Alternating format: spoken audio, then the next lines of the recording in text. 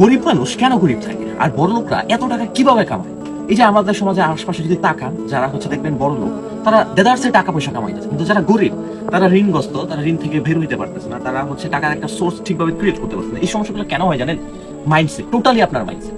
এই যে দেখেন, আজকে পৃথিবীতে যত বড় লোক আছে, বিলিয়নিয়ার আছে, তারা সমগ্র সম্পত্তি, তাদের $1 ট্রিলিয়ন সম্পত্তি যদি এই গরিবদের মাঝে, পৃথিবীর সকলের মাঝে ভাগ করে দেয়, তাহলে উইদিন 3 বছর, সর্বোচ্চ ম্যাক্স টু ম্যাক্স 3 বছর কি হবে? এই সম্পদটা ডাইভার্ট হয়ে যাবে, আবার তাদের কাছে পৌঁছে যাবে। কেন জানেন?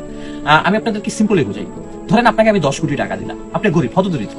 আপনি ফার্স্টেই কি করবেন? আপনি 10 কোটি টাকা দিয়ে অন্তত 1 কোটি টাকা দিয়ে আপনি একটা বাড়ি করবেন, আপনি অন্তত 50 লাখ 1 কোটি টাকা দিয়ে একটা গাড়ি কিনবেন।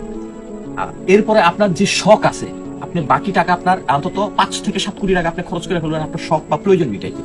বাকি যে টাকাটা আছে আপনি কোনো বিজনেসে না লাগায় চেষ্টা করবেন ওই টাকাটাই বসে বসে কিভাবে খাওয়া যায়, ঘুরে ফিরে পৃথিবীর এই দেশ থেকে ওই দেশ, মানে যা যা লাক্সারি আপনার চিন্তা ভাবনা ছিল এতদিন পর্যন্ত, সেইগুলো মিটানোর জন্য আপনি খরচ করতে থাকবেন।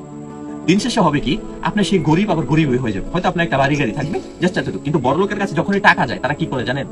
এই টাকাকে ইনভেস্ট করে, বিভিন্ন খাতে ইনভেস্ট করে, পেট্রোলিয়াম থেকে শুরু করে আপনার বিভিন্ন যত তাদের খাত আছে পৃথিবীর মধ্যে, রিসোর্সের ইন ফিউচার খুব ভালো গ্রোথ হইতে পারে, এই সকল জায়গায় তারা ইনভেস্ট করে।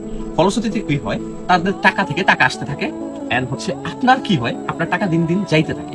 গরিব মানুষ চিন্তা করলে তাদের কিছু টাকা হলে তারা একটা ফোন কিনবে, তাদের আরো একটু টাকা হলে তারা হয়তো একটা বাড়ি করবে, হয়তো আরো একটু টাকা হলে তারা আরেকটা গাড়ি কিনবে। মানে তাদের চিন্তা ভাবনা তাদের প্রয়োজনকে মিটানো, এর সাথে সাথে তাদের লাক্সারিয়াসকে মিটানো। আর বড় লোকের চিন্তা ব্যবসা বাড়ানো, টাকা কামানোর, রিসোর্সকে বাড়ানো। বড় লোকরা কি করবে? অন্তত 5-6টা জায়গায় ইনভেস্ট করে রাখবে। আর গরিবরা কি করবে? নিজের শখ পূরণ করার জন্য হইলেও লোন নিবে, ধার করবে, হাওলাত নিবে, এই কাজগুলো করবে। দিন শেষে যার কারণে গরিবরা আরো গরিব হইতে থাকে, বড় লোকরা আরো বড় লোক হইতে থাকে। আমি এরকম অনেক বড় লোক দেখছি যাদের পর্যাপ্ত পরিমাণ টাকা পয়সা আছে, চাইলে একটা বাড়ি করতে পারে, অন্তত 4-5 কোটি টাকা দিয়ে বাড়ি করতে পারে। সেই 4-5 কোটি টাকা দিয়ে বাড়ি করবে না, সেই 4-5 কোটি টাকা আরেকটা খাতে ইনভেস্ট করে ফেলবে। কারণ আপনি যদি একদম ঢাকা শহরের কথাই বলি, পৃথিবীর অন্য কথা বললাম না, বেস্ট একটা জায়গাতে ভাড়া থাকেন, আপনি মাসে 30 থেকে 40-50 হাজার টাকা ভাড়া আসবে। হ্যাঁ, আপনি 1 বছরে 6 লাখ টাকা ভাড়া দিবেন। আপনি 10 বছর যদি থাকেন, 10 বছরে সে কত দিবেন? আপনি 10 বছরে যদি 1 বছরে 6 লাখ টাকা হয়, 10 বছরে 60 লাখ টাকা ভাড়া দিবেন। কিন্তু এই 10 বছরে আপনি 5 কোটি টাকাতে যদি বাড়ি করতেন, এই 5 কোটি টাকা আপনি যদি অন্তত ভালো কয়েকটা খাতে ইনভেস্ট করেন, সেখান থেকে দেখবেন আপনার 20 থেকে 30 কোটি টাকা চলে আসবে। মানে দিন শেষে আমি বোঝানোর চেষ্টা করতেছি, আপনার টাকা আসতেছে কোথায় থেকে আর যাইতেছে কোথায়। একসাথে একটা জায়গায় টাকা খরচ করে দেওয়া এক জিনিস, আর এই টাকাটা খরচ করে এই টাকাটাকে 2 গুণ, 5 গুণ, 10 গুণ বানানো আরেকটা জিনিস। তো এই জিনিসটা যদি মাথায় রাখতে পারেন, তাহলে আপনারা গরিব থাকতে হবে।